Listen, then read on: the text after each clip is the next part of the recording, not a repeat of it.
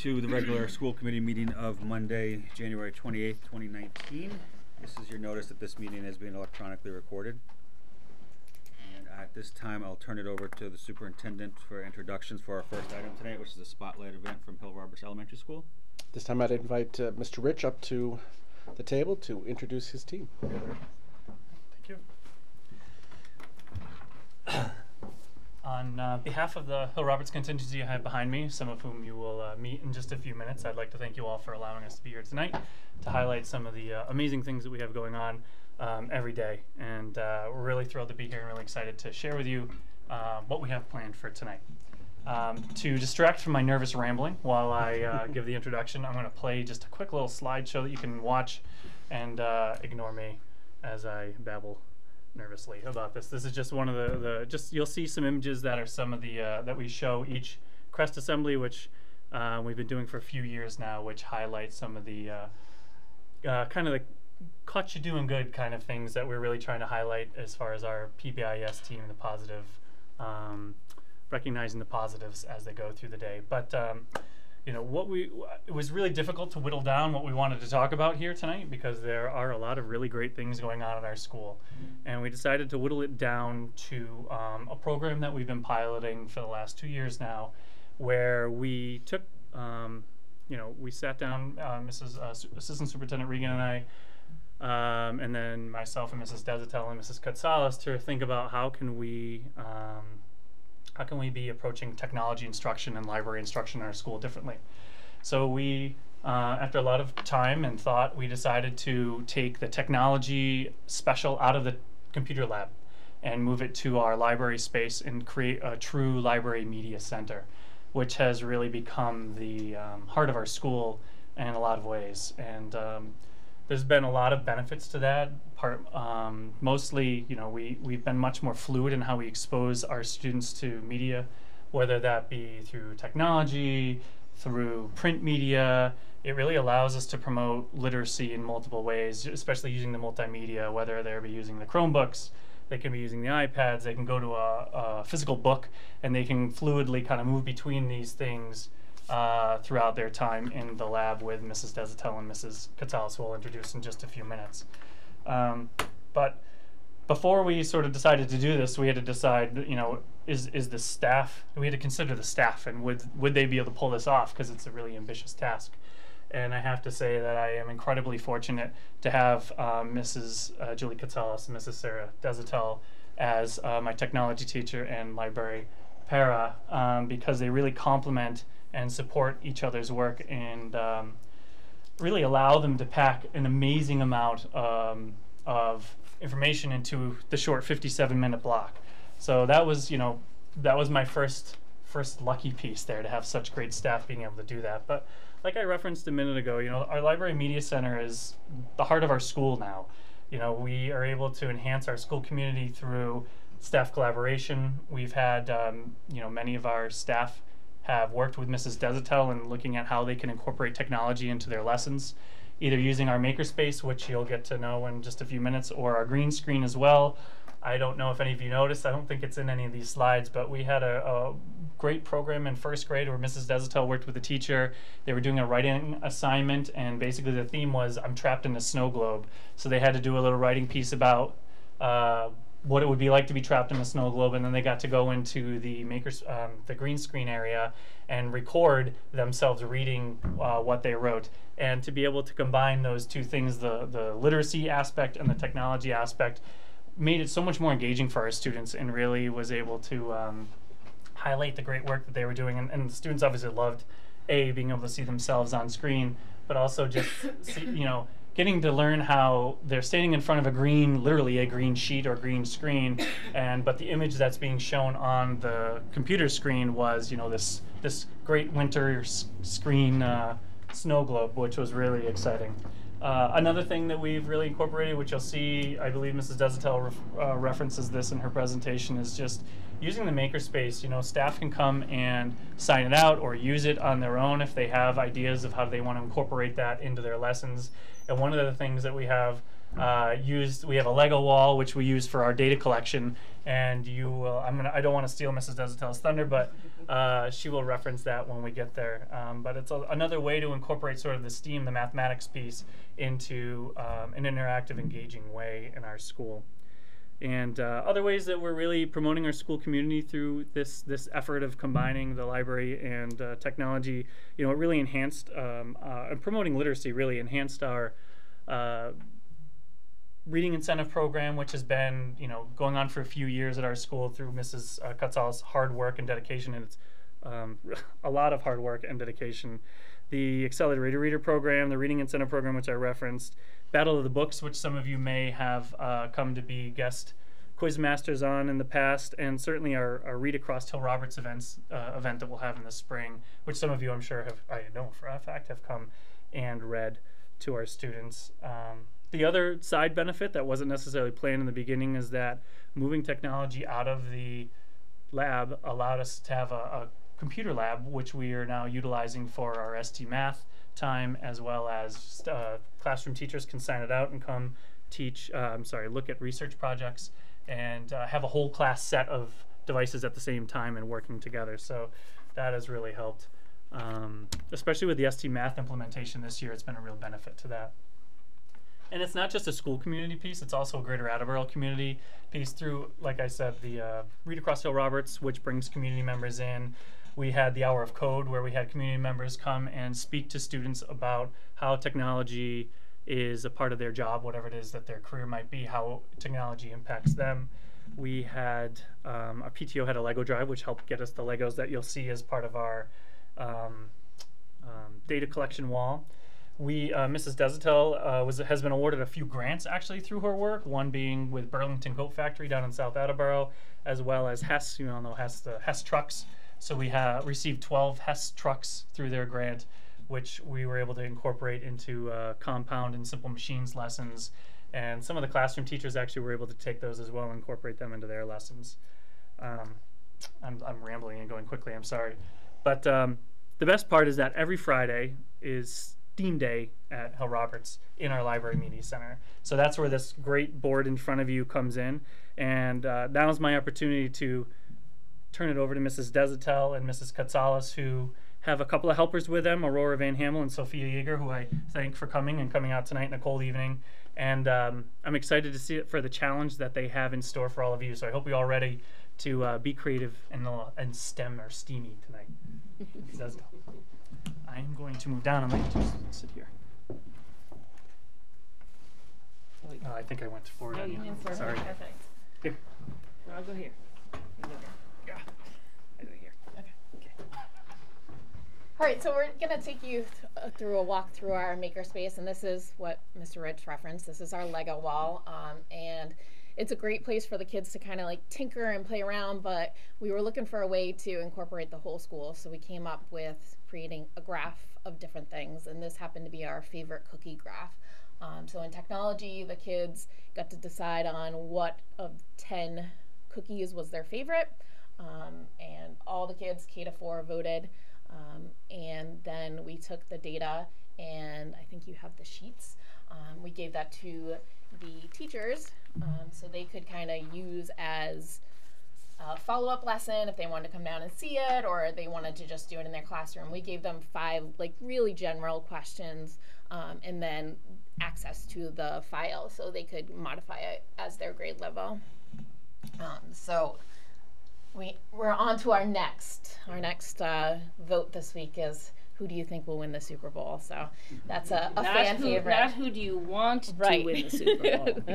who do you think will win? And it always throws a little curve at the kids. So that's a fan favorite one. We did it last year too, and I think the hometown may lead a little bit, but usually does. So our challenge for you tonight is part of our Hill Roberts Winter Olympics. We did this last year. Aurora was actually part of it last year. I think you were, the downhill skiing champion? Yeah. So we've got the champion here for you. And we did a few events. This was one of them, the downhill skiing event. And it started with the science of downhill skiing. I'm just gonna show you a quick snippet. This is from the Vancouver Winter Olympics, but it really touched on some of the vocabulary we use when we're presenting our project to the kids. So just real quick so you can see it. A force. Here it's kicking out and pushing off the snow on an object, in this case the skier, produces an acceleration down the slope. Then, one of the fundamental forces of physics, gravity, takes over. It's like just gravity ripping you down this mountain. The entire bulk of the earth pulling these skiers down, accelerating them to high speeds. At the same time, another force is working to slow the skier. Friction, created when the bottom of the ski rubs against the surface of the snow, even a surface groomed and call it. All right, so I'm gonna pause there. But those are the words we use with the kids too. So when they're designing their skiers, we want them to think about the force, the friction, and in their materials, even though that they're not using the same materials. They had to think about that. So, here's my little thing. There we go. So this is our engineering design process. We use this with all of our projects. It starts with a question. And we have the ask question on the next page, so I'll get into that in a minute. But this is in our makerspace. This is chalkboard paint. So we use this as we go around with the kids. Just ask, imagine, plan, create, improve. And the improve is always so important. They always do some test runs, whether it's a different material we're using, just to see like how does it work. And then they go back and they redesign. So the question we're asking you guys is, can you plan and design a statue skier that can stand up on skis? So you have the materials in front of you and the planning sheets that we give our kids. Aurora and Sophia did this week with us just so they could have a little review of it, because we're actually starting our Winter Olympics this week. So they haven't done it since last year. So we had them look at the planning sheet. And this is some of the vocabulary we talked about. And constraints is a big one too. We want to create an open-ended project, but we want the kids to know there's some limitations into what they do. So a lot of it is, you know, they make a design, but then on the first run it breaks apart. So it needs to be able to withstand more than one run, and that's a big thing. They can create it, and then the first run it collapses, and you got to make it so it can do this more than once. So the constraints are a big part of our process. So that's where we're at. This is the materials. I'm gonna call Sophia and Aurora up. Over here. Yeah, they've got their skiers they've been working on. We've given you each an envelope with the supplies that are up there, and your challenge, if you choose to accept it, is to design a skier. And we'd love to do it tonight, but we know we don't have enough time. And join us on the Friday after February vacation. We'll be doing this all day long, so you can give us any time. You may be with people this big or people this big. But they'll all be doing it. And so what Sophia and Aurora did was they designed some skiers that they're going to show you how they go down the hill. These are their design sheets, and we'll pass them around so that you can look at them. Girls, you want to pull out what was your first design? I tried to be very careful so that you can see how these work. Okay. And why don't you start by putting them up at the top of Husky Hill, which is what it's called, and show them how they kind of go down. Oh, sorry, should have asked you guys to do a little shooting, okay? Okay, and one got a little stuck. They both made it to the bottom. Now, one has them on very thin craft sticks, and one has them on thicker craft sticks. And what did you guys learn as you were developing them? That the more weight they have, the slower. Right, like grab the pencil one. This was one of the last ones that they did. And watch how this one goes down. Very smooth, a little faster, but what did we decide kind of was our problems or the things that we learned from that skier? That it had a lot of weight on it because it's pencils. Right, and when Sophia first made it, it had just a rubber band on the end of it, and we decided you thought something about that too. That it would like slope down because of the material that would rub on here. Right, kind of the friction of it. So today she actually put masking tape over the edge of it. So this is the first time she actually tested it because this has been here since this morning. Bring over some of the other ones. The tinfoil ones are interesting.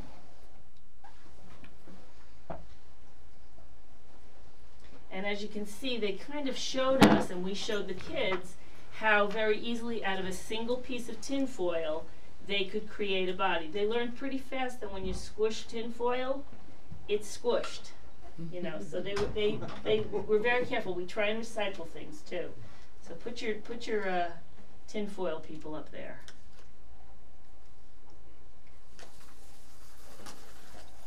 Okay. Now you added sticks to their hands. Why'd you do that?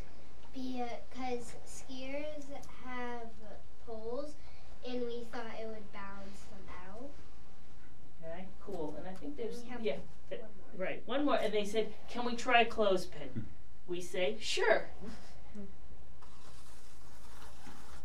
And again, a little faster, a little different, all kinds of things. Anything else you'd like to, what was your favorite part of doing it? They came down on their free time during recess the last 10 days or so, worked on the design sheets, tested things out and stuff. What was your favorite part of it? Actually hands-on making it. Was the best part? Okay, and what did you learn sort of from it, Sophia, as you went along? That the weight of it can slip down. Yeah, that was a big thing, but make them a little steadier. Nice job, girls. Thank you.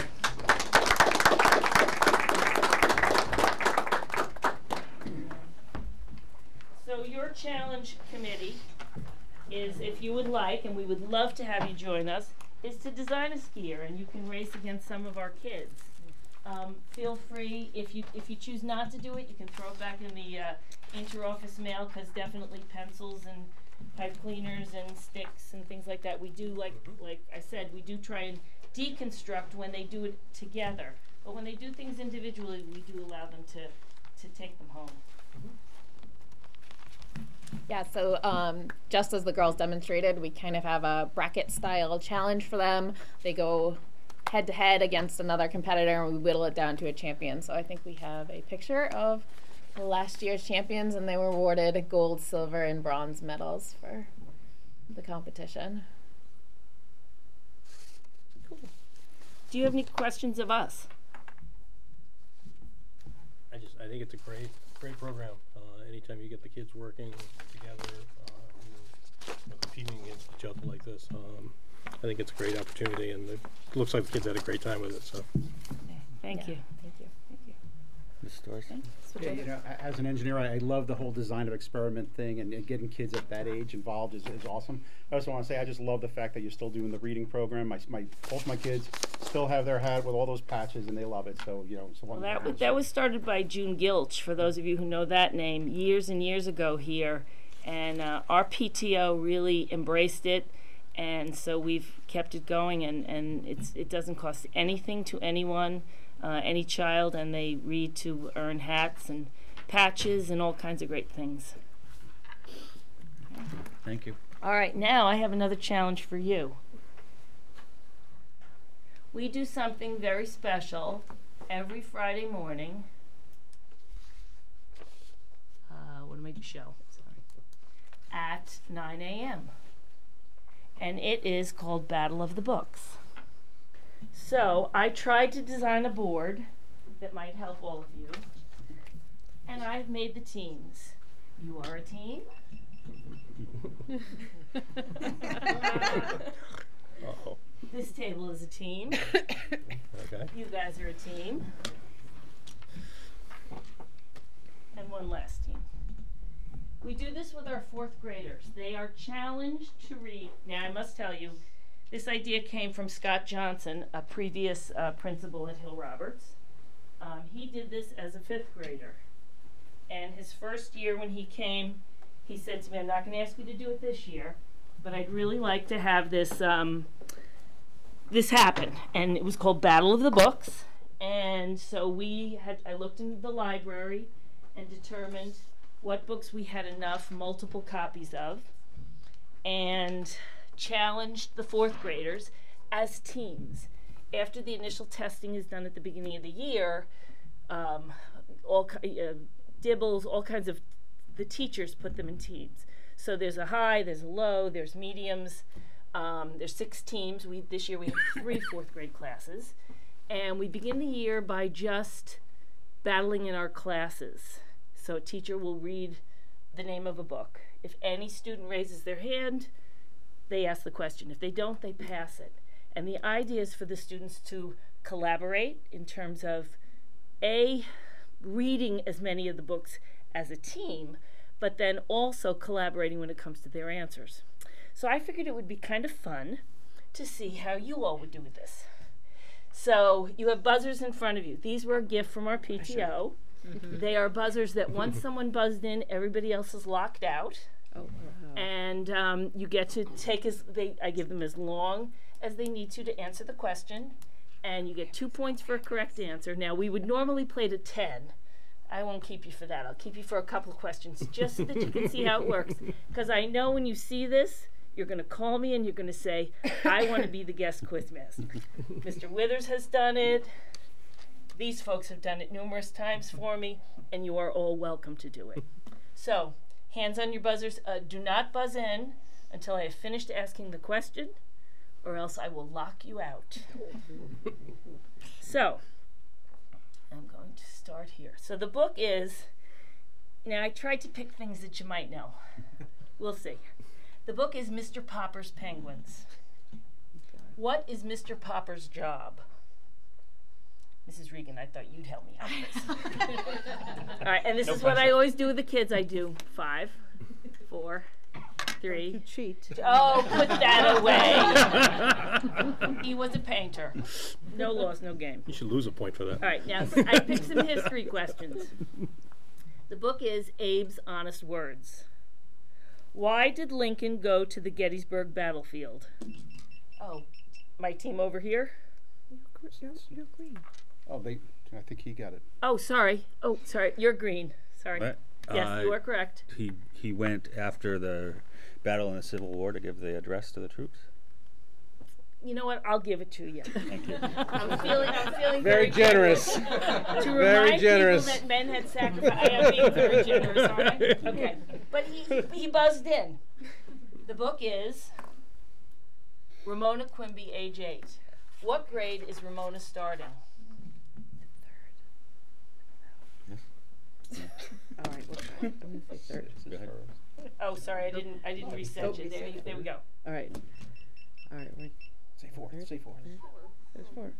Okay, 4. That is incorrect. Oh, man. 3rd. It is 3rd. I told you it was over there. I listened to you. Until I point to you. Yes, we'll give you 2 more Thank points. you. I hear the cheer. All right, just 2 more questions so you get a chance. Let's see if anyone knows this one. The book is Mount Everest. It's one of the. We have a number of nonfiction, but this is a very interesting one. What is the only animal you might see at the top? Okay. Oh, this time I see the green. What? Good. A human? No, incorrect. Anyone else? 3, 2, 1. Bar-headed geese. Oh. One last one, and here we go. I'm gonna go to G now. Where are you? The Yeti. All right, I'm gonna go to G. All right. The book is Charlotte's Web. Oh boy. What did Templeton do at the fair after everyone had gone home and to sleep? Oh.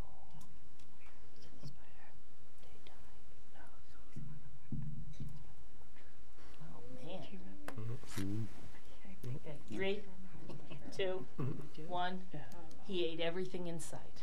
And with that, I'll leave you. But please, I could go on forever. But please, I would love to have any of you come. We do this at 9 o'clock every Friday morning. We usually have 2 battles. Somebody's buzzing in. That was me. That was an accident. I was just seeing what the button on the bottom. Yeah. You already The got your fourth- points. The fourth graders do go to their specials at 9:30, so it's no more than 30 minutes, and we'd love to have you all. Thank you. Thank you. So in closing, thank you again for letting us come and showcase and have a little fun with you tonight, and give you a little challenge as well. We hope to see you in a few weeks to bring your skiers and challenge our own students to see how well you do. And we'll hope you're up to the challenge. Thank you. For having us. Thank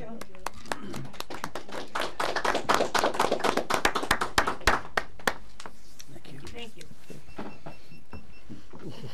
Now I'm making a buzz. All right, next on our agenda tonight, we have the Student Advisory Council updates. Ms. Larson? Alan?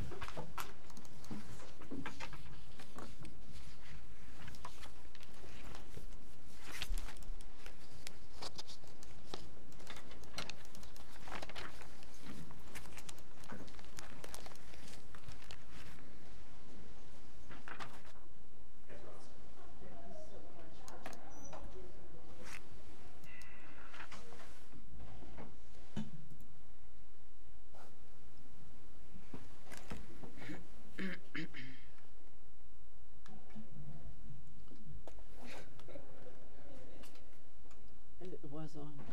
Click on the side. They might have shut it off on you.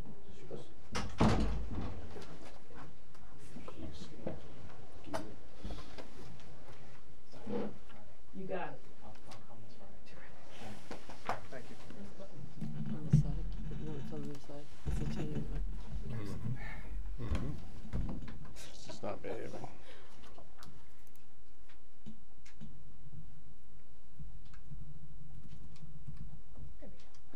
Thank you. All right. So at the elementary schools, they have a Spirit Day coming up at Thatcher, and these are very competitive at the high school level. So it's good that they're starting young. And then at Willett, they're gonna do a someone special dance, just with all of like the upcoming holiday.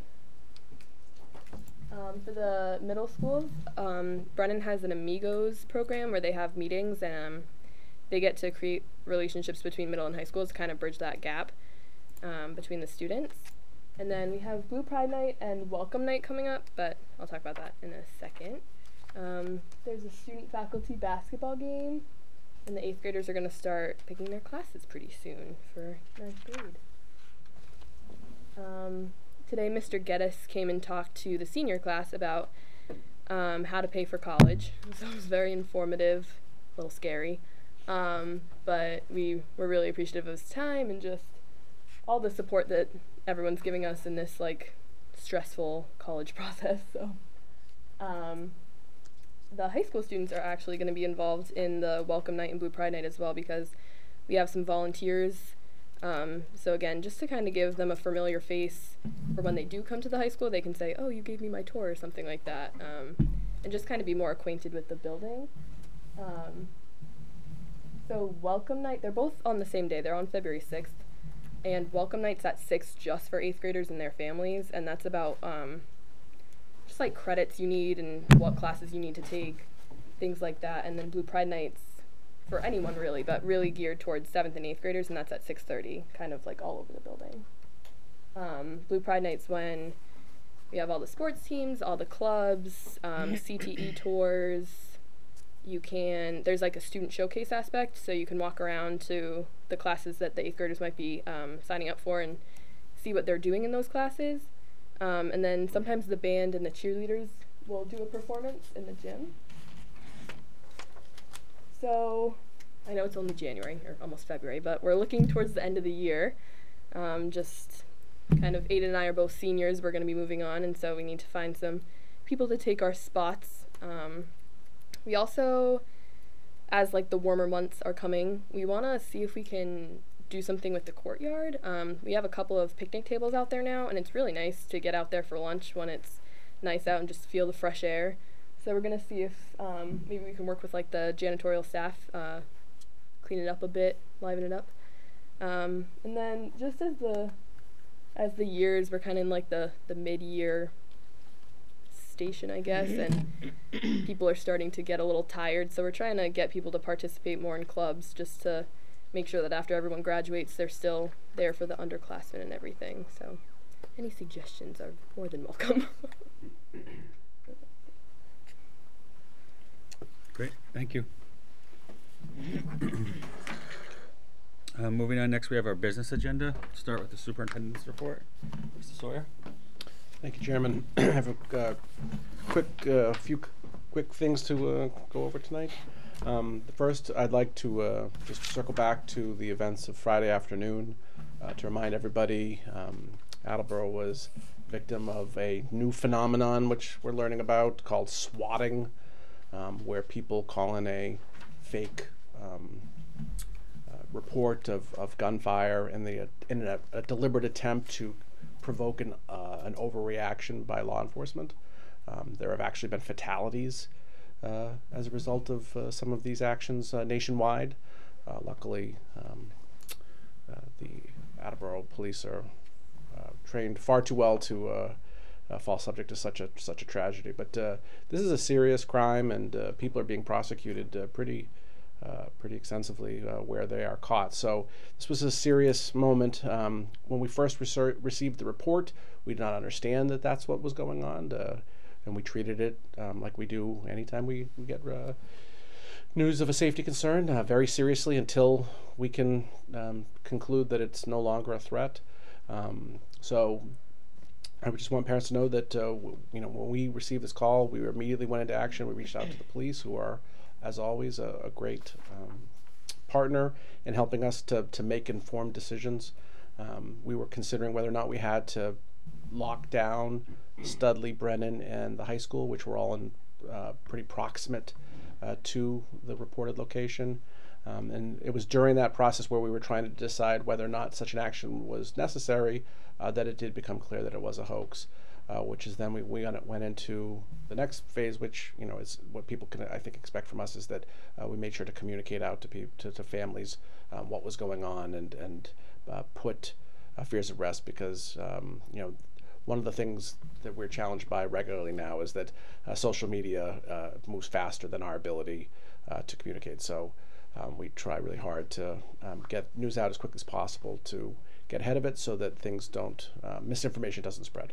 So we were pretty happy with both the strength of our relationship with the police to make a decision quickly and to get that information out. So that's what happened, and we're lucky that this one was a non-issue, but it was a good test of our ability to process through those things, and I think that that was a positive experience for the district in at least our grappling with a negative situation. The other thing I wanted to talk about this evening was today's paper talked about overdose data in the city, and it was noted in the article that Attleboro High School is the largest, had the largest number for any public location in the city for overdoses last year. And I had two things I wanted to say about that in reaction. The first is that, one, I think we need to put that information into perspective. That there's a sort of statistical reality associated with this. Attleboro High School is by far the largest public location on most days of the year, right? So where the most people are, you would expect there to be the most incidents. So I think that the fact that it was reported that way, just needs to be put into that larger context, that there's a statistical component to why that's true. But that being said, any number greater than 0 is a problem. And as we've talked about in other circumstances, we have to both grapple with our mission as an educational institution to work with kids to help them to make better choices, and to deal with the fact that society as a whole is changing its attitudes towards drugs.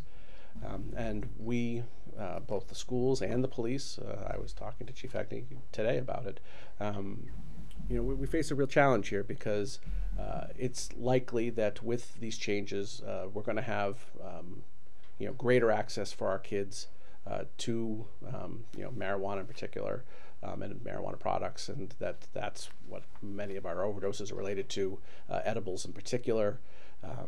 and that as society's attitudes about these things become relaxed, kids are going to definitely get mixed messages about that. So we have to work really hard to try to get ahead of that and to help our kids to be prepared to make good choices. And so that's something we take very seriously.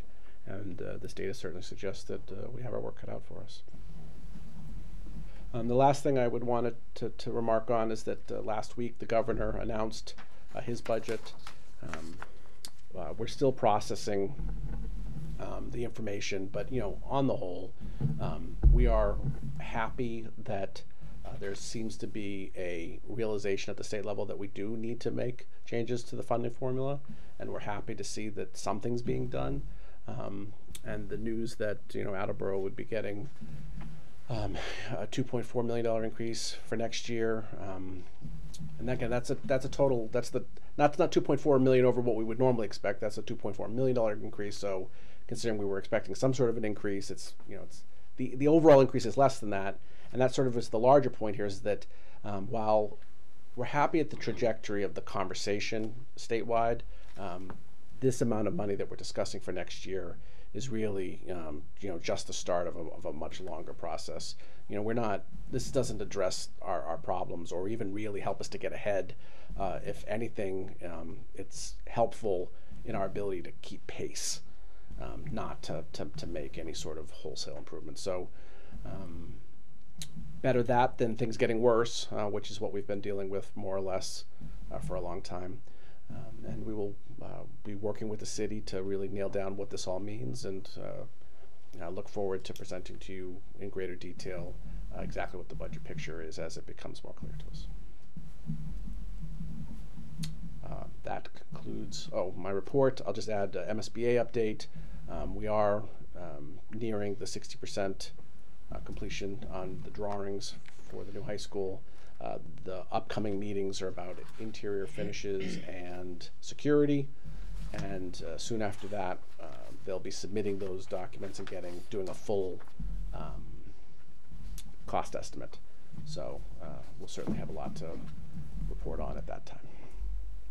Did you want to discuss the graduation date as well? Is that something we needed to address tonight? I thought we'd talk about that in terms of the calendar. Okay. So that does conclude my report. All right, next then on the business agenda, we have the proposed use of school buildings for polling locations throughout the city. And so I'll call up some members of the election commission, Mr. Gay, Mr. Riley, and Mr. Volterra. As they're settling in, I'll just say that the superintendent and I have been in contact with the members of the election commission for a while now, trying to find out a way where we can see if there's a way we could reach an agreement that would allow us to reach a resolution where some of the buildings could be used for polling locations for the convenience of certain areas of the city, notably as what's been most widely reported, South Attleboro, but also other areas as well, and how we can do that in a way that's safe for our students and staff, and with as little disruption as possible.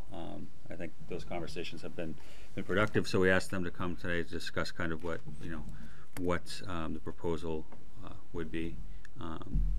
We don't need to vote on the proposal tonight, but be asking everyone to ask their questions, think about it, and then we will vote when we come back in 2 weeks for our next meeting. So I don't know if you want to take it from there, Mr. Sawyer. Yeah, so first I'd like to reiterate that throughout conversations about the use of schools, it's always been the administration's position that the schools belong to the community, and as such, we're always prepared to use the schools for the community's benefit in any way that we can, as long as we're able to deliver on our educational mission first and foremost. The conversation we've had recently about using some of the schools as polling places certainly fits into that. I really appreciated the commission providing data that helped us to really look at the impact of different kinds of elections, and it was, I think, pretty clear that the elections that we normally conduct in November on that first Tuesday are of a magnitude that we would, I think, best serve our students to not hold school on that day if we were going to use the schools in this way. That we would follow what many of our neighboring districts do and have that day as a professional development day for our teachers by reorganizing the calendar so it doesn't really change anything other than where we put things.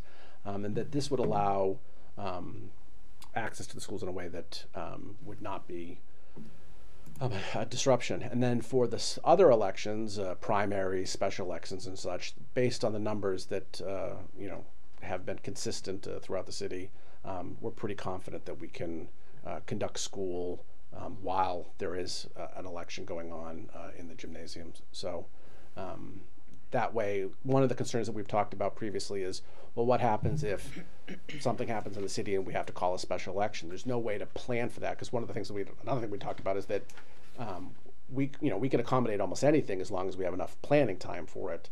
So we can plan to move PD into November. That's a thing we can accommodate. But what we can't accommodate is special elections that nobody can see coming, because our calendar is always done ahead of time. So it was, it's pretty clear to us that the kind of numbers that we're seeing on those days are not something that would be a problem for us to accommodate with school in session. So for all those reasons, that's the sort of plan that we're entertaining. And it looks like my understanding is that we're talking about using Coelho and Wamsutta, but I'll let them talk about their plan. Well, first of all, I'd like to thank the superintendent and you, Stephen, for meeting with us on more than one occasion. The three of us did a site visit at Wamsutta last Wednesday morning. The principal, Joe Connor, greeted us, gave us a tour of where we would be voting. When we were done, we realized it was the ideal location. There was enough parking spaces. The handicapped spaces are all near the door where the voters would be entering to go into the gym. It's a separate entrance for voters, so they would never be going in this main entrance where the students would be entering the building, or in the afternoon when the students get dismissed at the rear. There are restrooms available for the poll workers and for the people who would be voting. The school can be locked. The principal showed us that you can lock the doors of the hallways so that the voters, when they go in, could not get into the school accidentally or intentionally for some strange reason if they wanted to. It just cannot be done. There's a back room that the poll workers could have lunches. I mean, the poll workers put in a 6 o'clock to a 9 o'clock day, so they do grab lunch, they do grab dinner on site. They bring their own food, of course, but there's a nice room that they could sit in the back. There are enough electrical outlets there, and that's something that we have to be concerned about because we have the voting ballot machines and such that need the power. And having been in education for 40 years myself, it's nice to know that you have a friendly administration over there, Mr. Connors, who is willing to work with us, and we certainly at the central office have the superintendent who is in support of what we are trying to do. I'm not going to speak on Ward 1 because I've never been in the building, but Hank has a few things to say about that. Yes, you were very nicely to provide Coelho to us when we were in a pinch. They sold the Knights of Columbus, which was a polling place out from underneath us just before the November election. And you very nicely let us use the small gym. But from that experience, we figured out ways that we can improve on the congestion that occurred at Coelho. Instead of using the small gym, where the entrance is right near the entrance to the school and the administration office, if we could use the big gym at the back of the school that has an entrance back there, then we wouldn't be having a lot of people try to park out front and get into the building at the same time. And we realized that we probably didn't do as well educating the police officers on how things were to go. But if we're in the back, we can plan a little bit better with the school administration.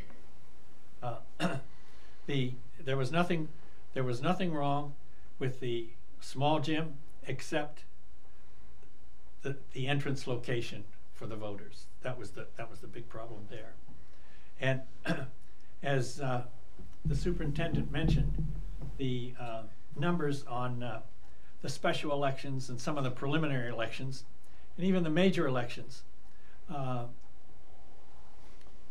the numbers of voters is not very great.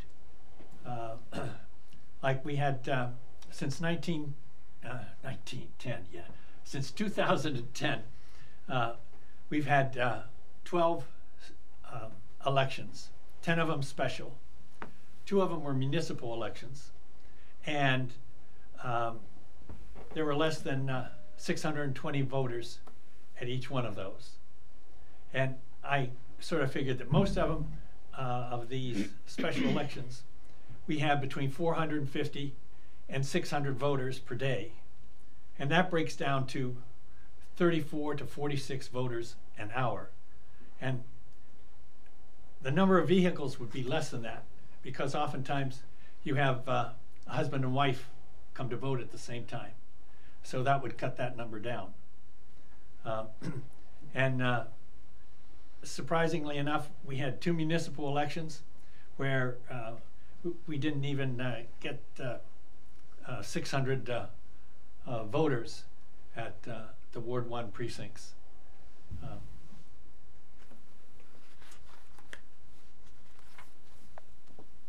I think that give a little history of Ward 1, our difficulties in finding polling places.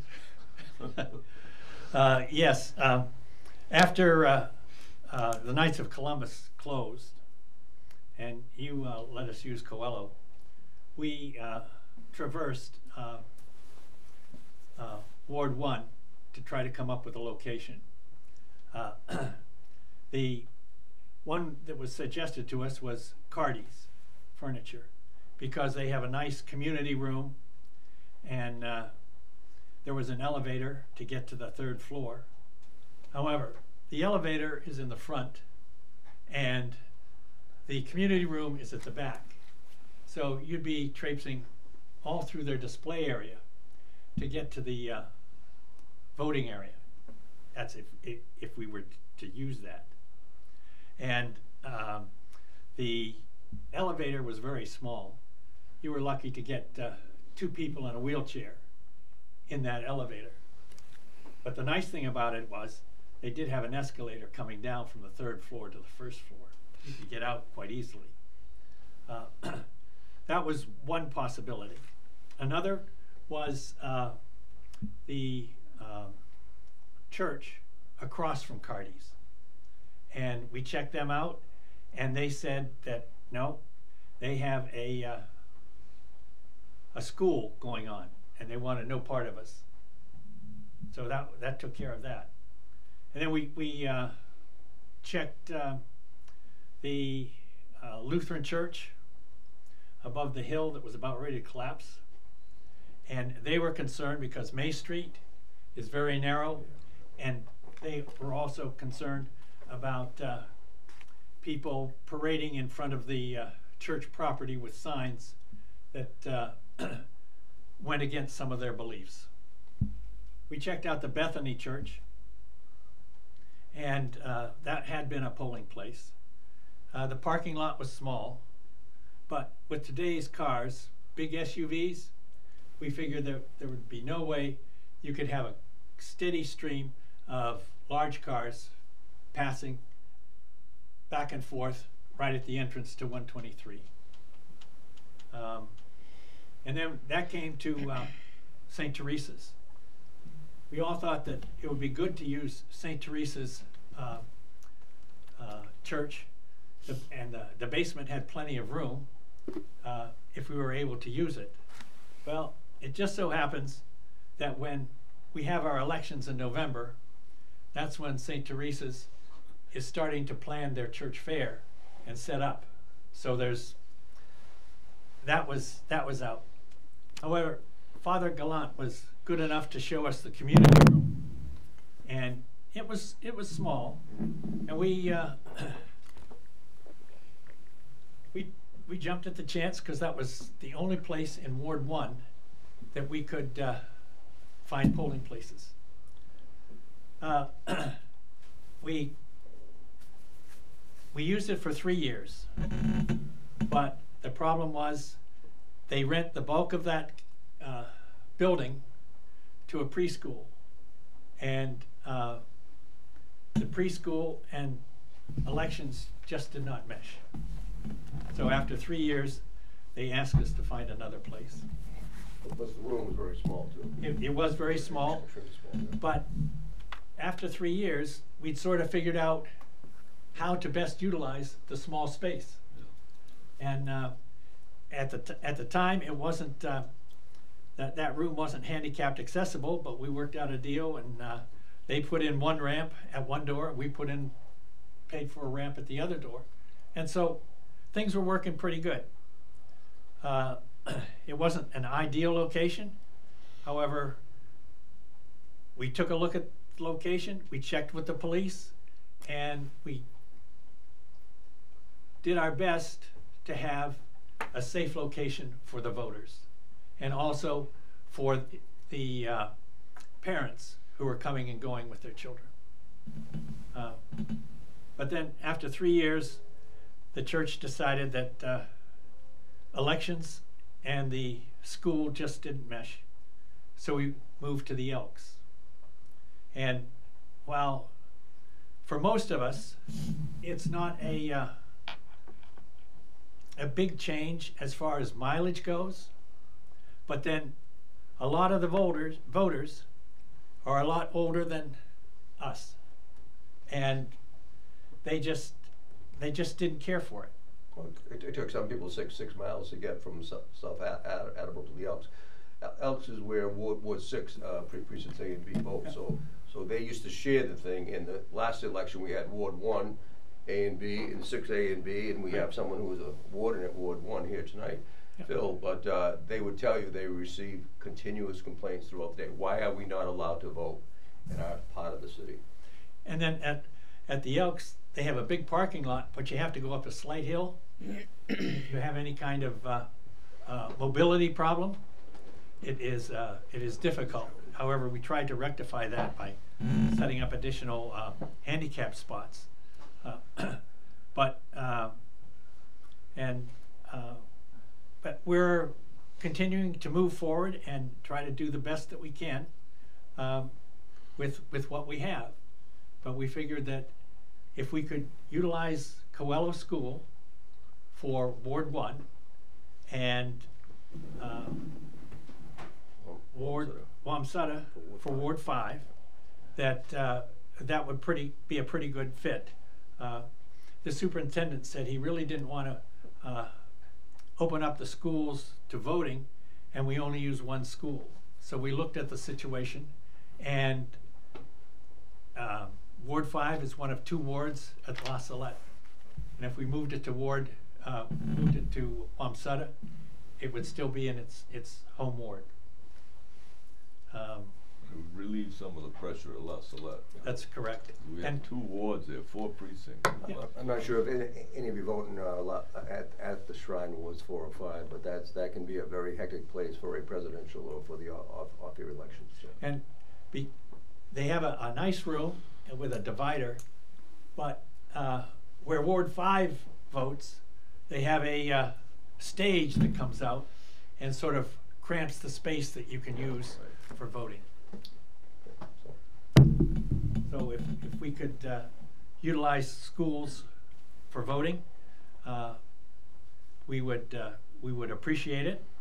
And we told the superintendent that the last place we were going to look right now is the high school, because of, number one, the situation at the current high school and the fact that you're building a new one.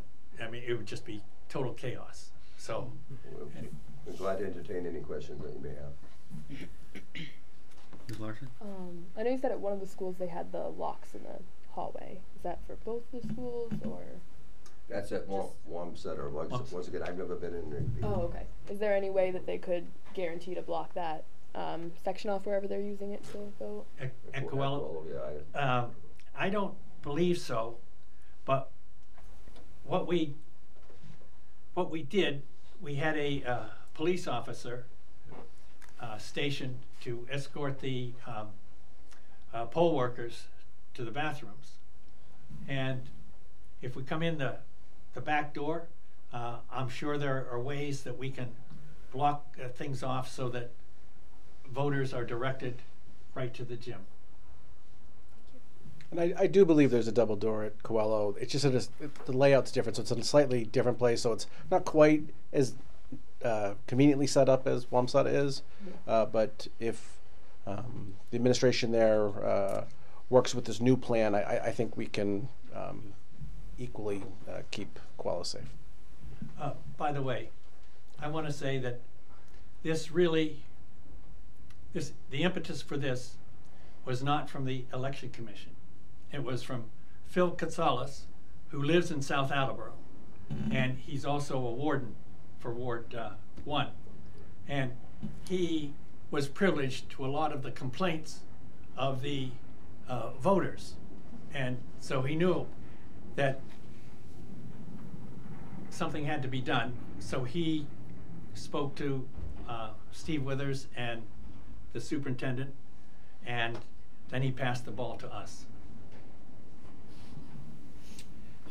Yeah, so before any questions, I'd just say that really since I've been on the school committee, this has been an issue that we've wrestled with, at least in South Attleboro, and the consensus has always been that, ideally we would like to find a way to make it work if we could, understanding that we, our main priority is to the safety and education of the students, and trying to find a way to ensure that while also being a good community partner.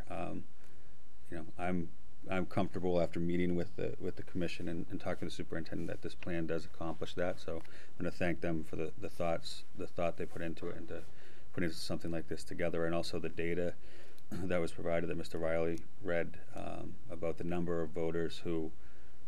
small number of voters who actually show up for special elections, because I think a lot of our discussions, that's really been what the concern is, because the November election can be fairly easy. We just close school that day. It's not uncommon. It's the other elections that I think often give people more pause. So the information was very, very helpful to have. So thank you for that.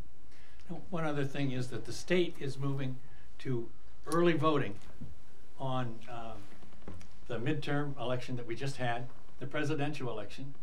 And last year they were talking about having early voting for the presidential primary in March. And it seems as though that they're looking at early voting for just about every state election, and that would include special elections. Now the one special election that Ward 1 voters turned out en masse for was on January 19th, 2010. And that's when Scott Brown was running for state senator. U.S. Senator, yes. Thank you. Ward 1 had 2,218 voters turn out of a total of 4,247. Better than 50%. Yeah. So I think that the state is trying to move toward having early voting on just about all the elections that it controls. And that lowers the number of voters on election day. That's correct. Not only voters, but cars. Yeah. Mr. Storrs? A couple questions, if I could. The first is for the administration. If we don't know the date and we ultimately have to change the half-day PD to a date, does that require union talks at all? So the way we would accommodate this is by moving the professional development day, that is a full day professional development day. That's November. So currently that's in June.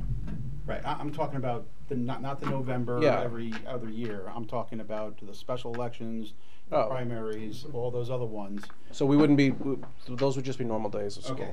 So I guess my question is, if we would try to do it on a half day, would that require talks with the unions? No, I mean we could make that change. One, I want to be clear. We're not in. The plan here is not to need that, but if we decided we wanted to for some reason, we can call a half day any day we want to. So the reason I ask that is this: look, the last time that we let you guys use Coelho, and look, I understand the dilemma you guys are in. Absolutely, it's a difficult situation, and as Steve said, I do want to be a good community partner, but at the same time, the primary role of the people in this room is to care about those students and the staff and the safety of them. When we gave you guys access to Coelho a few years back, you know, I went over and I took a look and I drove by, and it was problematic. I mean, so there was not enough parking. People had to park across the street. I mean, when you go there on a day-to-day basis now, not with an election, but just with the parking lot as it stands right now, almost every spot is filled. I've gone over there, which my kids went to that school, tried to go there in the morning to go take care of something, and I had to park across the street, and that's not with an election on top of things. There's not a lot of parking beyond staff members and whoever else. I'm not saying you wouldn't find a spot, possibly, but generally, if we're talking dozens of cars coming in, there wouldn't be enough parking. It would have to be across the street. And if they were polling way on the back of the building, they're going to have to walk all that way around. That seems a little problematic to me. So I'm only basing this on what I saw when you guys used the facility back then. It was a problem. We know that during when the kids were coming into school and when they were leaving school was the biggest problems, because that's where the congestion happened and there was issues. If it was a half day, it seems like if we were able to coordinate that, that might be reduced a little bit. The afternoon would definitely be reduced because there's less people voting during the early hours than in the evening, kind of, you know, or in the later hours. I don't know, it's just an idea, but I still have concerns. As far as Wamsutta, I'm going to have to go over there and take a look at the parking and take a look at the area a little bit better. But that's what I remember from the last time. Once again, I wasn't on the board, so I have to go to these two. Ms. Sawyer? Thank you, Chairman. Like Jim, I went to that election that was at Coelho many times during the day. I don't remember it being a problem. I remember talking with the APD, and they said there was no issues and it went pretty smooth. And even the principal said it was a wonderful civics lesson to be able to bring the students down. And I feel that if they use the big gym, it would be better because there is more parking in the back of the school than there is on the sides. And I'm all for that. I'd say, yeah, I think we should all go take a look at the parking during the day hours, because from my memory, it's not that much available as parking spaces in regular days. Something to think about that. Mr. Larson? Gentlemen, would there be any way to, I don't know, suggest to the voters or limit the voters? I guess my biggest concern is if you've ever been around one of our middle schools, when the buses and the parents show up to pick up and drop off, it's a driving test for sure. And I'm just concerned about adding more vehicles during those two times during the day. So I don't know if there's a way of just encouraging people not to come maybe during certain times. I'm sure we can't stop voting, but would that be an option that we could just send out to those drop-off times and pick-up times, so and just to let people know, and just kind of let people know that you know. I think your recommendation makes sense. I think that's something that could be done. I mean, if you ever go to one of the schools during those times,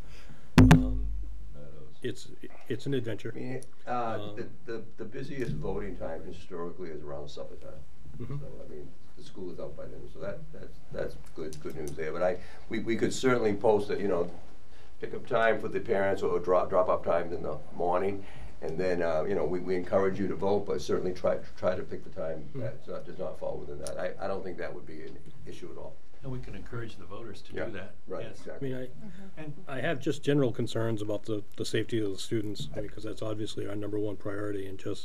And again, with Mrs. Torres' comment about just the special elections, I mean, there's some things we can definitely schedule around. We can work with our union partners on the schedule, but just the special elections that come up from time to time are the ones that really kind of concern me, when we're going to have both the staff and the students and the general public all there at the same time. So that's one of the reasons why I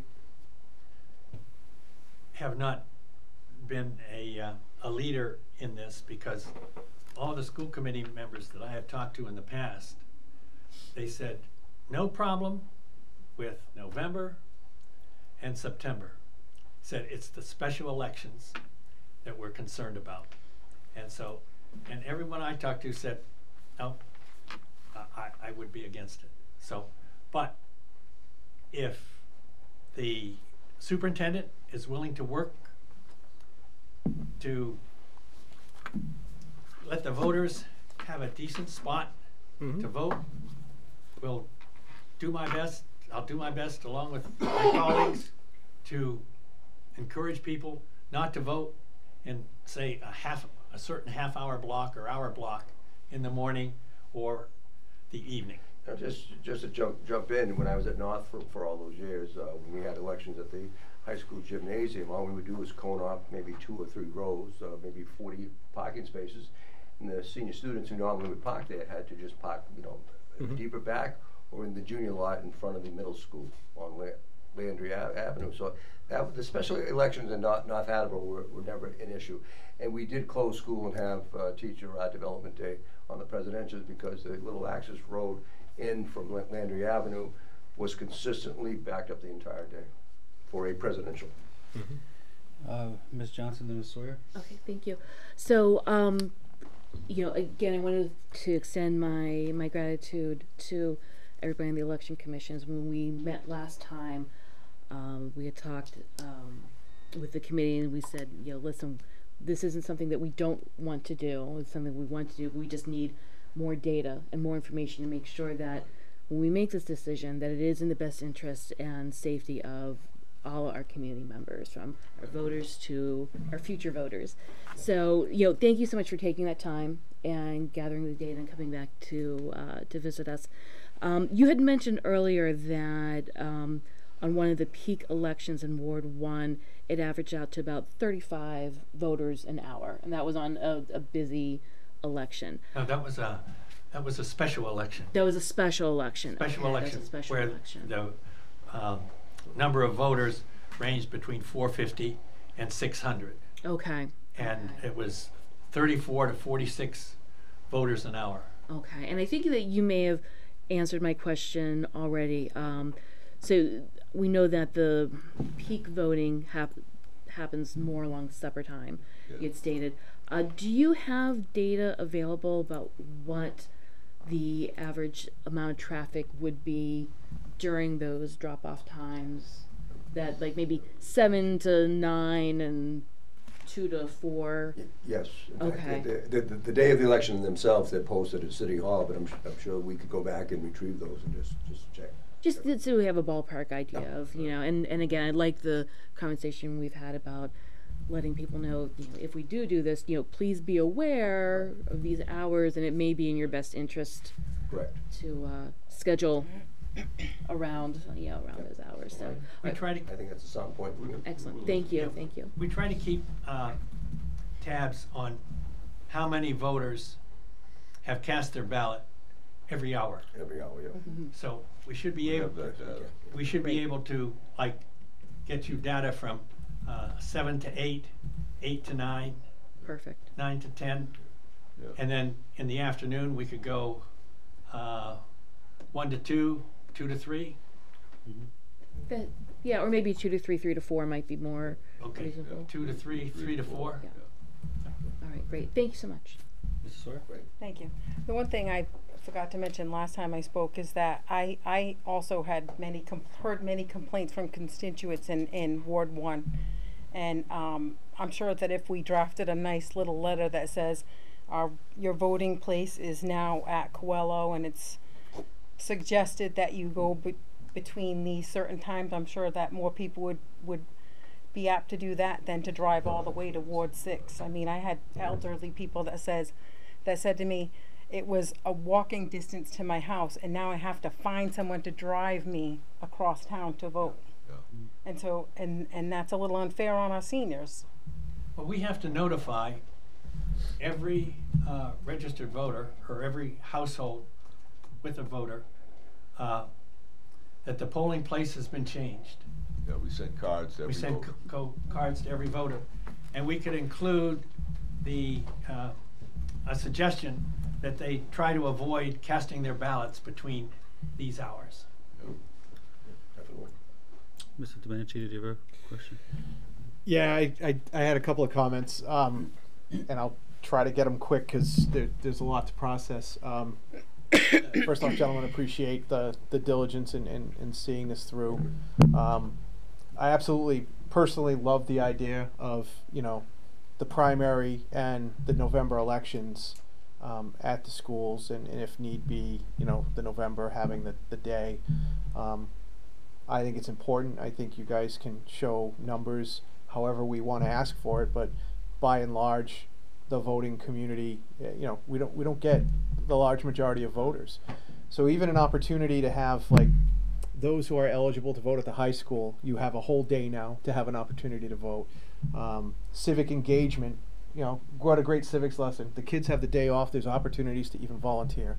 Like, I like those ideas, right? So we know that November, and as you mentioned, Superintendent Sawyer, it could be moved. And then even September, there's probably options there as well. Obviously, this past year, we had quite a few special elections, right? So that was always, I mean, even I think when we had just joined last year, and I think like one of the first teaching and learning subcommittees, like the discussion came up about the elections. That was initially a concern of mine. But you also mentioned the fact that early voting is, you know, was very successful this past round. I mean, I took advantage of that as well, and it was great. One question I have is, like, do we know when the switch may become, you know, for early voting would be eligible for other elections as well? Because you've mentioned this is something that the state is leaning towards. The state is trying to accomplish just what you said. Right. We don't know the answer yet. Well, I don't know what the legislature's going to do. Yeah, I don't either, and I don't understand why that wouldn't just be an option in general. Obviously, you know, we have to support special elections, and I guess that would be a funding issue, right? Early voting. Yeah. But if that continues to come to fruition, then I think that also makes some of the special election concerns some of us have. Yes. It helps alleviate it. Yes. You know, Shannon, you mentioned a question that I had about peak pickup time as well, you know, pickup and drop off. Yeah. And to Diane, to your point, you know, the idea of notifying folks, I think, makes sense. People would probably be amenable to it if, you know, I used to live in Ward 1, so the idea of being in the district would be good, and I'm sure, like, Ward 5 would like to have their own. And I guess my final point or question would be, if all else failed and that a special election came up in such a short period of time where we didn't think it would be suitable to use the schools, I mean, is it still possible that the Elks and La Salette, even under the, you know, not the greatest circumstances, could still be used as that particular backup plan with a way to sell to the community that will make every effort we can to have the special elections at the schools? But in the event that something came up very quickly and the turnaround time was such where we couldn't assure the concerns of the committee with respect to safety of the students and the, you know, the impact of even just learning, that those could still potentially be I would think so. I think we would call that Plan B. You know? And I think that that's reasonable. Like, if you tell a person, yes, the special election, unfortunately, we couldn't get it at the school for whatever reason, you still have the backup plans in place. With the Ward 1 voters knowing that this is the exception, but not the rule. Right. Yeah. Right. But right. We need at least 20 days to notify the voters that the polling place has been changed. I don't know what the time frame is from the moment we know we have a special election to the amount of time to notify. So that's why I was asking that question. If, you know, again, maybe we'll get lucky and there won't be as many special elections. I hope not. But this past year, said, you know, it was just a cascade of events. Heck, I got on the school committee as part of a special election, so I certainly want people to vote. I just, you know, I can understand some of the hardships, especially if folks are having, if transportation is an issue. So. But the schools benefited from one of the special elections this year. We did? Oh, I agree. Yes. Which one was that? Oh, that's right. Yes, it did. Same one, as a matter of fact. Yes. No, I'm not suggesting that special elections are a bad thing. I think it's just part of democracy. But the timing and planning is you know, the concern. Because yeah, I think you put it best. I mean, the buildings are, you know, the communities. The primary purpose of them is to educate our children. I also think some good lessons can be achieved by having some in close proximity. I grew up in Pawtucket, and we used schools. So, Well, the chair or the superintendent, you know, or I pick up the phone and call them to set up meetings. They can call us if there's any concern. I mean, the good thing is we have a positive working relationship with Steve Withers and with David. And I think that's important too, because I think at some point it was kind of written, you know, that we weren't necessarily as cooperative as I think it appeared, and I don't think that could be further from the truth. So, you know, it's good to put some of that in motion. It's good to see that Chairman Withers and Superintendent Sawyer have, you know, been meeting with you regularly to try to come to some workable solution. So, and that concludes my comments. Mr. Storrs and Mr. Sawyer? So, first question is details. How many officers are at each site? Is it only one or is there more? No, like for example, we were at St. Teresa's, we always have additional police officers there, so cars are not trying into the parking lot from Route 1. At the Last Let Shrine, we've always had an extra officer at the base of the hill with a campaign. People are holding the signs, so once again, they don't interfere. As you come into the shrine and go down the hill, sometimes the campaign workers are a little too excited to be there, and they start edging out more and more in the driveway. We have police officers. So in the few years that I've been on the board, whenever there's a site that needs additional policing, we work once again with the Attleboro Police Department, and they will just assign an extra officer. So the reason I bring it up is, as you mentioned before, that the detail officer was the one escorting the poll. Well, that was an inside poll worker. That we also had someone at the entrance at St. Teresa's Church when you came on Baltic Avenue, and then you had a police cruiser right on Route 1 across from the Chinese restaurant, so that cars would not try to come in that. And we had a police officer in the parking lot too. So we had three officers at St. Teresa's. Yeah. So the reason, like with Coelho, if an officer had to be the one to escort the voters to the restrooms, right, and keep track of them so that they don't have access for security reasons into the school, I wanted to make sure that that would be taken into account, because if you only have the one officer and he leaves the room, now you don't have the security that you need to have. So as long as that would be taken into account. I would also like to say that if this was only the one school, the area where you really have a problem, Ward 1, I would be a little bit more comfortable with this than trying to do this in multiple schools and effectively doubling the possibilities of problems. I understand, you know, it'd be great to do this in multiple places. I understand that Ward 5 and Ward 4 have been voting in the same area for a long time, but it does work. I understand your issue right now is Ward 1. Right. So I would feel more comfortable if this was only Ward 1 than Ward 1 and Ward 5, but that's just me. Okay. Mrs. Sawyer? Thank you. One thing I just thought of is that Jim brought up parking potentially being an issue in Ward 1, and I just thought that the park is right there, and both of the park has two parking lots that are on the side of the school, so it'd be a short distance to walk if we were to say ask the faculty to park there for the day to open up some more parking spaces in the school. That's just an idea. Mr. Larson? Just really brief. Have we had any discussion with the calendar with some of our other units? Just, you know, where sometimes the calendar has been an issue with some folks, or are you not concerned about? So at this time, the relationship on the calendar is such that they see this as the school committee's purview, and they defer to you. Okay, I didn't know if they wanted to have any input on it or not. So. Okay, so you know, I think there were a lot of questions. I think some more data that we're going to get. I think Jim's recommendation that, you know, committee members may want to, you know, check out the schools for themselves makes sense. And then I would, you know, hope that, you know, we'll be in a place where we can vote on this at our next meeting, which I believe is 2 weeks from tonight. Mr. Sawyer? Yeah, listen, there's no doubt that this proposal produces some logistical challenges, and very legitimate concerns were raised this evening. I would just say that from my perspective, the district administration, in conjunction with the building administrations, can handle these challenges. And if we're given a chance to work with the commission, I know that in short order we can sort out these things. And, you know, maybe our first go round won't be perfect, but it won't take multiple elections to get us to a place where I think everyone feels comfortable about this. I'm pretty confident in our ability to handle this, and that's why I'm personally comfortable. And I would just add that, you know, I think we have to have faith in the intelligence of the voters. You're only going to make the mistake of showing up at arrival or dismissal once, and then you're going to say, let's remember not to come at this time again. No different than I try my best not to arrive at supper time at La Salette, right? Like, I don't really want to wait in that line.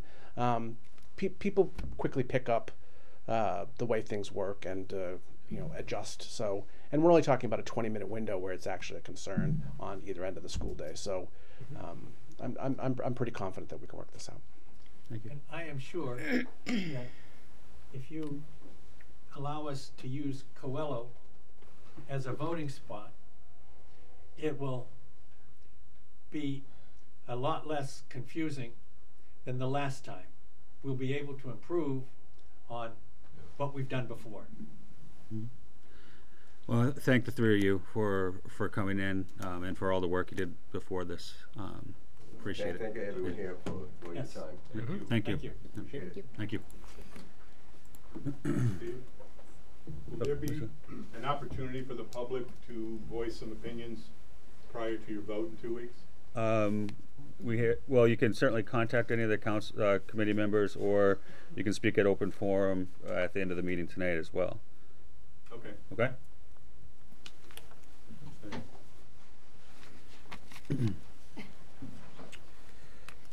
All right, and that concludes our business agenda, I believe, Mr. Sawyer? Yes. Next on the agenda, we have the approval of the minutes from our January 14th, 2019 meeting. The minutes were circulated with your packets. Do you have a motion to approve? So moved. Second. Any discussion? All those in favor? Aye. All right, consent agenda. Motion to accept a donation in the amount of $150 from the Law Office of Jackson and Simmons PC to the Attleboro High School mock trial team. So moved. Second. All in favor? Aye. Motion to accept a donation in the amount of $455 from Chipotle to the Attleboro High School track team. So moved. Second. All in favor? Aye. Motion to declare the following outdated Willett stereo equipment as surplus: JVC XL V26 CD player, JVC RX 317 receiver, JVC TD W317 cassette deck, JVC AL-F97 turntable. So moved. Second. All in favor? Aye. All right, that concludes the consent agenda. Next, subcommittee reports. Ms. Scales? Just that the policies from the last meeting will be removed and go into immediate effect. Thank you. Infrastructure and facilities. I believe, Mr. Larson, you're going to pinch hit for Mr. Geddes today. I will try. The Infrastructure and Facilities Committee met at Studley Elementary School on January 16th. Mr. Furtado and Jason Parento took us for a tour of the building, showing some of the work that had been done and some of the challenges that they're still facing.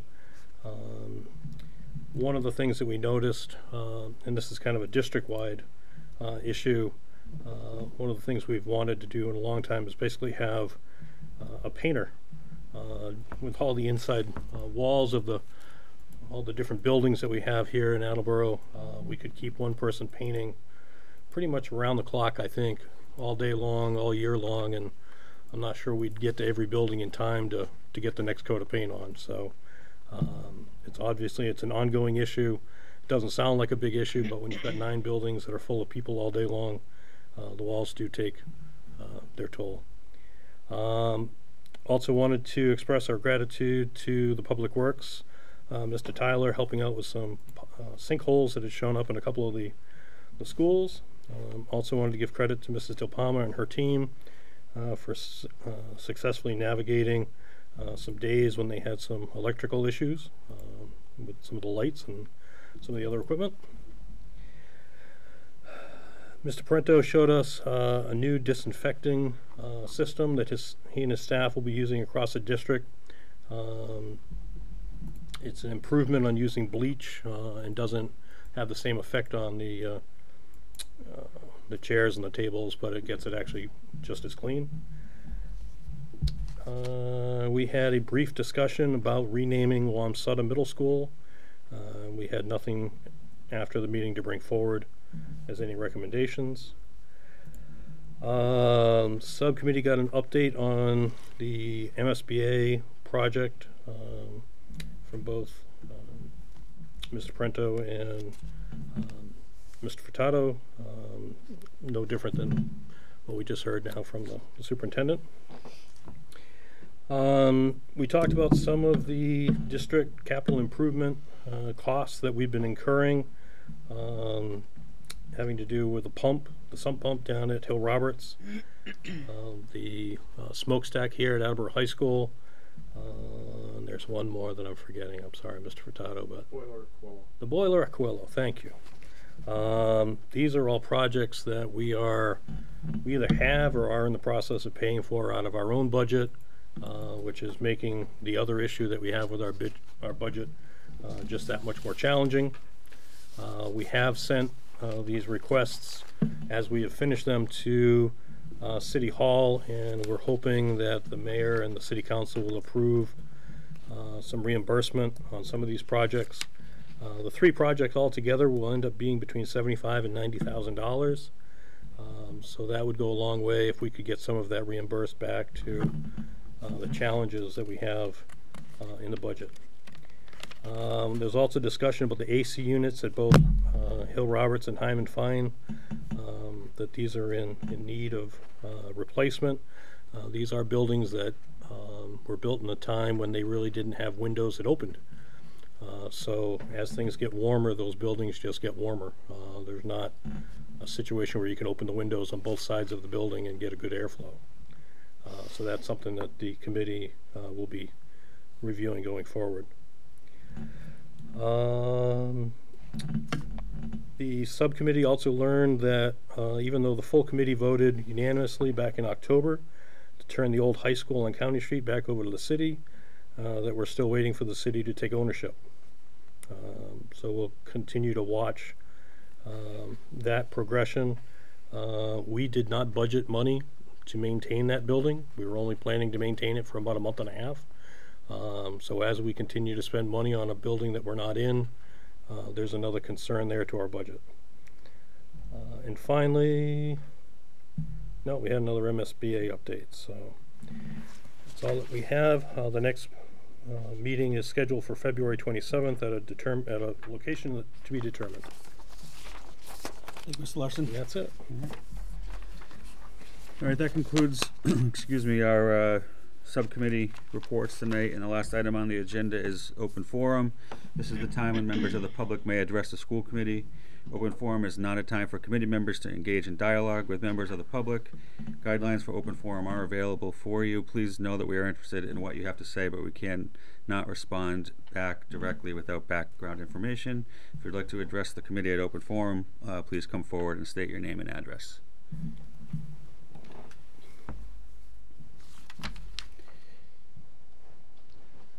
Good evening. My name is Phil Katsalis. Live at 23 Ryan's Crossing in South Attleboro. I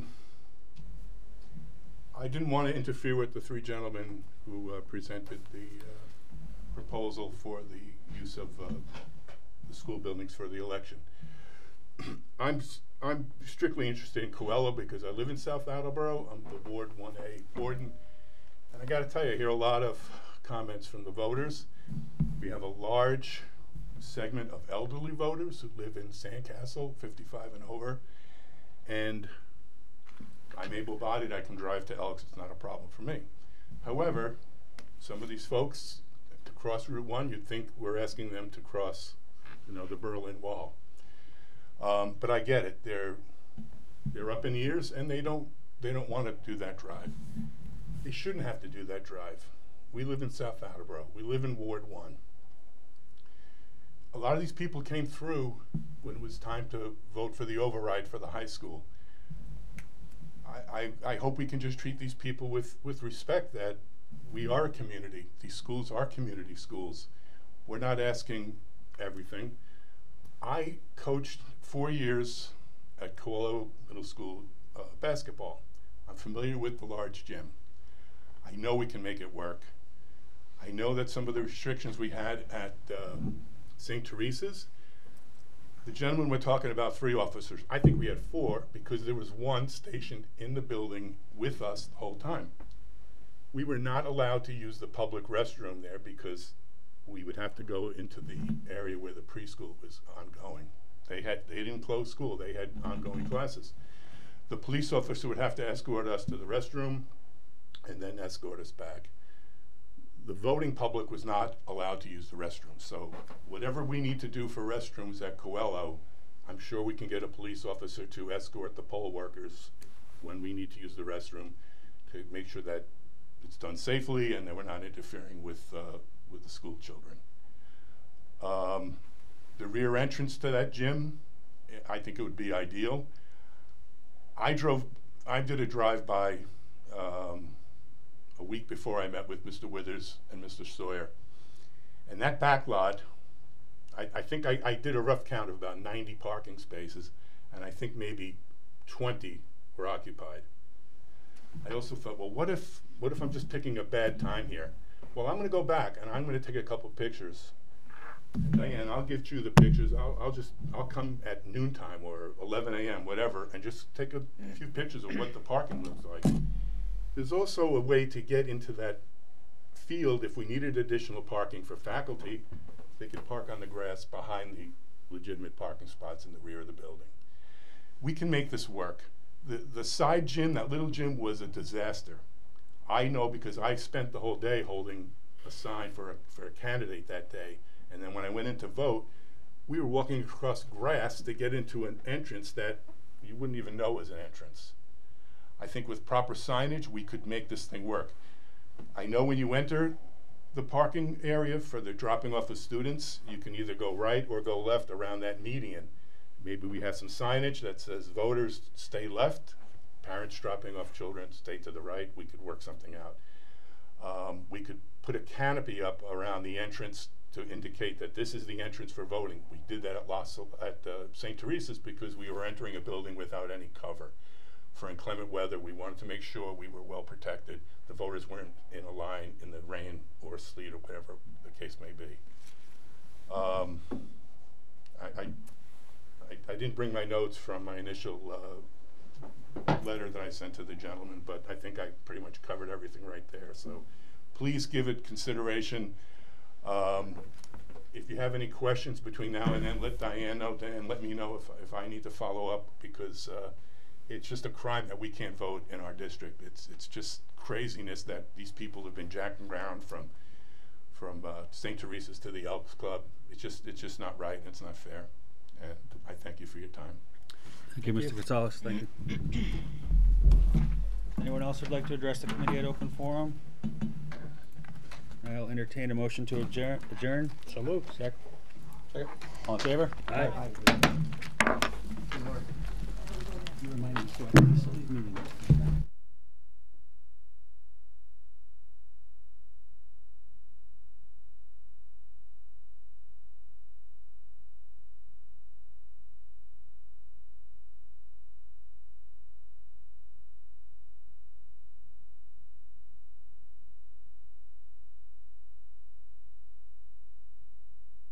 I'll take out.